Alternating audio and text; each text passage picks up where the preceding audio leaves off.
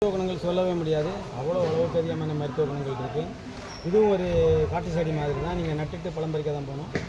இது ஆக்சுவலாக என்னென்னா, அந்த காலத்தில் 2000-3000 வருஷம் ஆன அந்த கோயில்களில் வந்து இதுக்கு ஒரு குச்சி வச்சுருக்காங்க. இதுக்கு ஒரு குச்சி மரத்தில் துண்டு வீட்டில் வச்சாலே நீங்கள் எதிர் சக்திகள் எதுவுமே உங்களை எதுவும் அசைக்க முடியாது.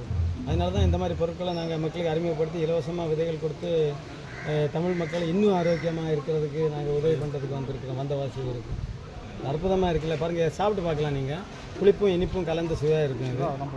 இது மிகவும் அற்புதமாக இருக்கும். அப்படியே நீங்கள் ஃபோட்டோ எடுக்கணும்.